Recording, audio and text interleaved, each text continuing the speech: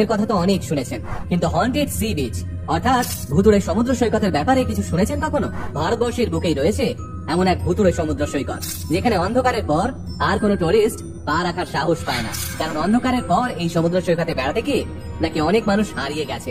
এমনকি কয়েক বছর আগে এই সি বিচ থেকে এমন এক মৃতদেহ উদ্ধার হয়, যার চোখ দুটো ঠিকরে বেরিয়ে এসেছিল ভয়ে। কিন্তু কোথায় রয়েছে এমন অলৌকিক অদ্ভুতের সমুদ্র সৈকত, আর কেনই বা স্থানীয় লোকেরা এই সি বিচকে শয়তানের বাগান বলে ডাকে? চলুন তাহলে সেই সবটা জেনে নিই আজকের এই ভিডিওতে।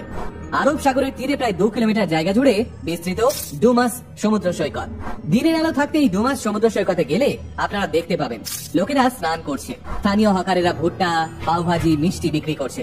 কিন্তু বিকেলের আলো ফুরোতে শুরু করলেই ধীরে ধীরে ফাঁকা হতে শুরু করে এই ডুমাস সমুদ্র সৈকত। পর্যটকদের এদিক ওদিক ঘুরে বেড়াতে দেখলে দোকানিরাই সাবধান করে দেন, আলো থাকতে থাকতে এখান থেকে চলে যান, সূর্য ডোবার পর আর এখানে থাকবেন না। কিন্তু সি বিচে সন্ধ্যে তো মানে মাছ ভাজার গন্ধ আর জমজমাট মেলা মেলা ভাব। দীঘা পুরী ঘোরার সূত্রে আমরা অন্তত সেটাই জানি। তাহলে ঠিক কোন কারণে সন্ধ্যের পর খাকা করে এই ডুমাস বিচ?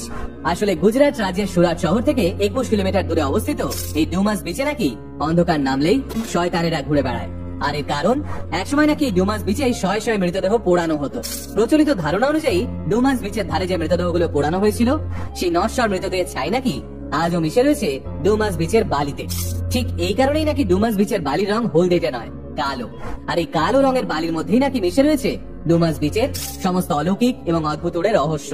স্থানীয়দের মতে সকালবেলা ডুমাস বিচকে দেখলে সৃষ্টিকর্তার ঘর বলে মনে হলেও সূর্যাস্তের পর এই বিচ আসলে শয়তানের বাগান হয়ে ওঠে।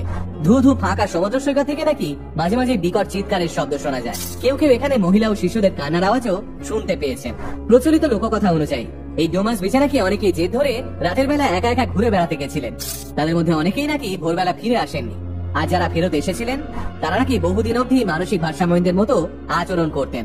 কয়েক বছর আগে ডুমাস বিচে একটা মৃতদেহ উদ্ধার হয়, যা জিভ মুখ থেকে অনেকটা বেরিয়েছিল এবং চোখ দুটো কোনো একটা অজানা ভয়ে ঠিকরে বেরিয়ে আসছিল। আর এই ঘটনার পর থেকেই গুজরাট রাজ্যের এই ডুমাস বিচটি কুখ্যাত হয়ে উঠেছে ভারতবর্ষের ভৌতিক সমুদ্র সৈকত হিসেবে। তবে বৈজ্ঞানিক মহল ডুমাস বিচের এই ভৌতিক অভিজ্ঞতা সম্পর্কে মানতে নারাজ। তাদের দাবি, রাতের বেলা ডুমাস বিচ থেকে যে কান্না বা চিৎকারের শব্দ শোনা যায় তা মূলত সমুদ্রের হাওয়া, গাছে বা অন্য কোথাও ধাক্কা খাওয়ার কারণে সৃষ্টি হয়। এবং ডুমাস বিচের কালো বালিতে যে মৃতদেহের ছাই মিশে রয়েছে বলে দাবি করা হয়, সেটাও নাকি ভুয়ো। আদতে এখানকার বালিতে প্রচুর পরিমাণে আয়রন মিশ্রিত রয়েছে, যার ফলে নাকি ডুমাস বিচের বালির রং কালো। তবে বৈজ্ঞানিক মহল যতই ডুমাস বিচে অতিরিক্ত আত্মাদের অস্তিত্বের কথা অস্বীকার করুন, ডুমাস অঞ্চলের স্থানীয় লোকেরা তাদের দাবিতে অনড়। আর সেই কারণেই তারা বিকেলের আলো ফুরিয়ে আসলে সমস্ত পর্যটকদের সাবধান করতে থাকেন বিপদের হাত থেকে রক্ষা করার জন্য। ভারতবর্ষের এই ভৌতিক বিচ নিয়ে আপনাদের কি মতামত কমেন্টে জানাতে ভুলবেন না। কিন্তু সকলে ভালো থাকবেন, সুস্থ থাকবেন।